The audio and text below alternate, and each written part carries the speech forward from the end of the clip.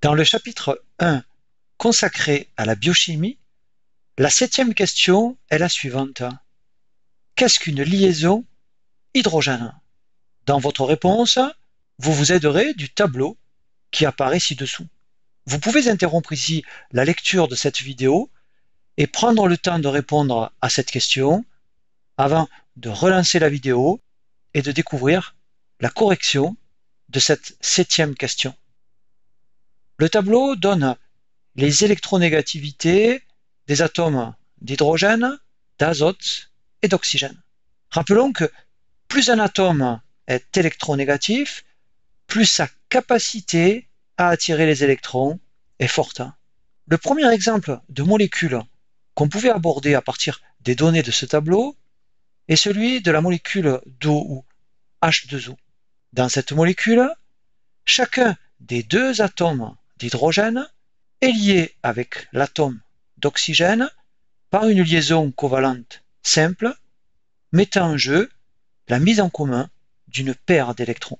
Et comme l'atome d'oxygène est plus électronégatif que les atomes d'hydrogène, cet oxygène va attirer vers lui les électrons mis en commun avec les hydrogènes, et l'atome d'oxygène va donc éloigner ces électrons des atomes d'hydrogène.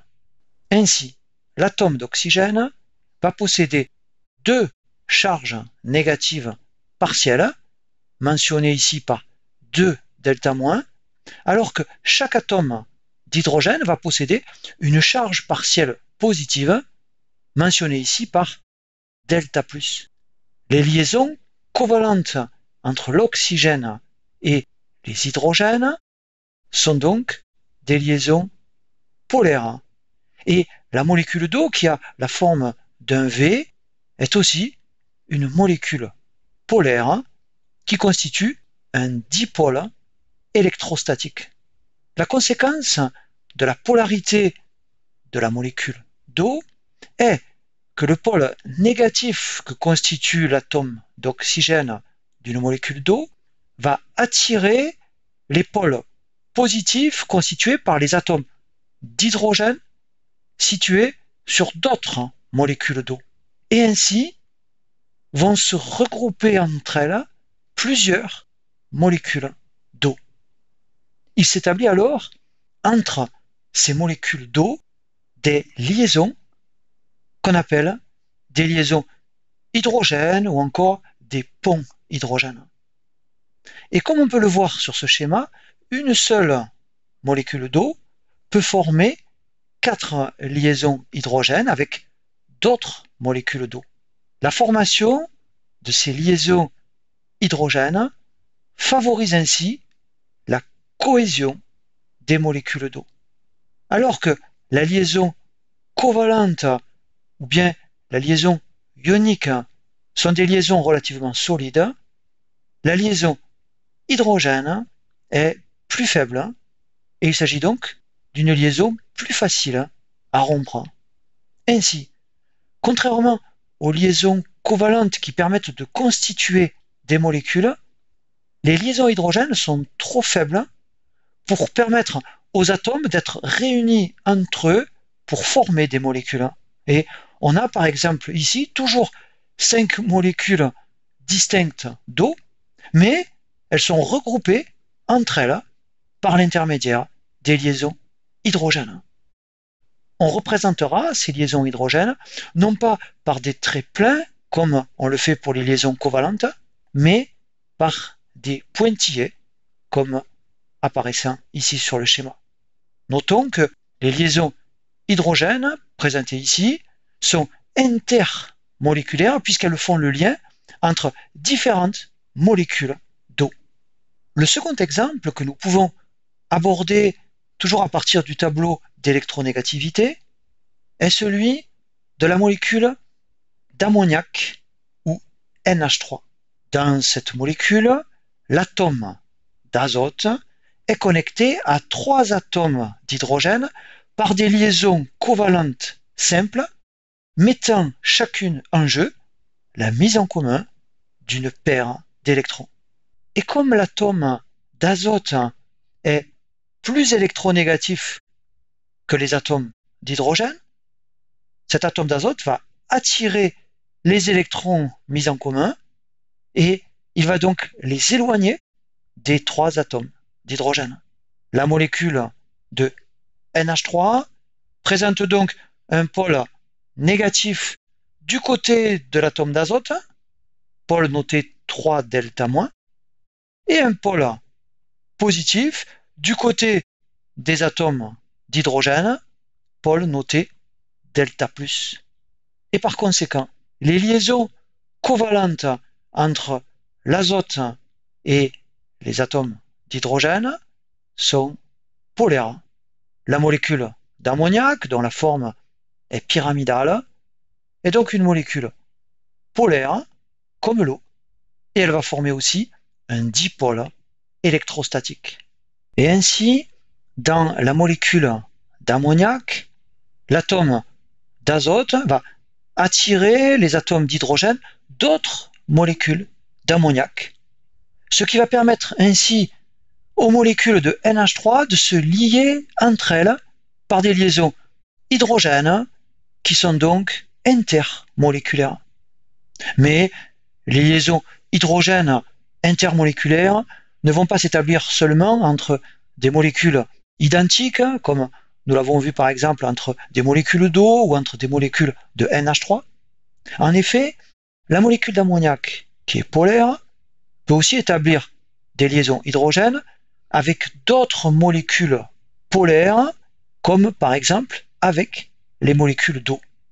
Et ainsi, sur ce schéma, est représentée une liaison hydrogène intermoléculaire qui unit ici un des atomes d'hydrogène d'une molécule d'eau à l'atome d'azote d'une molécule d'ammoniac. 2 types différents de molécules polaires, l'eau et l'ammoniac, se trouvent donc ainsi connectés par l'intermédiaire de liaisons hydrogènes intermoléculaires. Les liaisons hydrogènes existent donc à cause de l'existence de différences d'électronégativité entre les divers atomes qui constituent les molécules. Une liaison hydrogène se forme quand un atome d'hydrogène déjà lié de façon covalente à un atome très électronégatif tel que l'oxygène de l'eau est attiré par un autre atome très électronégatif comme l'azote de l'ammoniac. Nous avons vu ici des exemples de liaisons hydrogènes intermoléculaires parce qu'elles font le lien entre des molécules.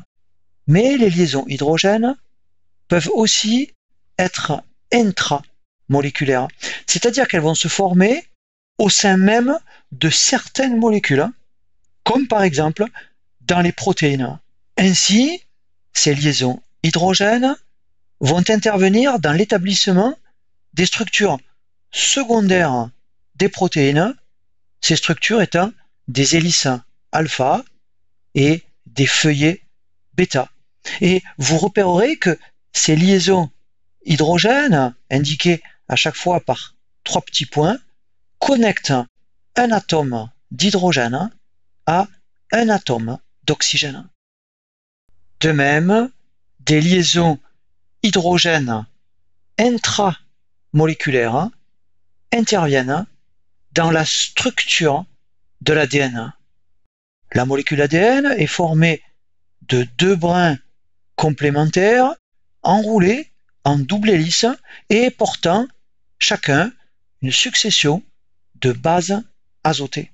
Et ce sont des liaisons hydrogènes intramoléculaires qui unissent entre elles les bases azotées des 2 brins complémentaires de l'ADN, permettant ainsi de lier entre eux ces 2 brins qui composent la molécule d'ADN. Et vous repérerez que ces liaisons hydrogènes entre bases azotées connectent un atome d'hydrogène à un atome d'oxygène, ou bien un atome d'hydrogène à un atome d'azote. La réponse à cette question 7 peut donc être énoncée de la façon suivante. Une liaison hydrogène est une liaison chimique faible, intramoléculaire ou intermoléculaire, qui s'établit entre un atome d'hydrogène déjà lié de façon covalente à un atome plus électronégatif que lui, généralement l'oxygène ou l'azote, et un autre atome qui est fortement électronégatif. Dans la prochaine vidéo, nous nous intéresserons au rôle que jouent les molécules d'eau dans notre organisme.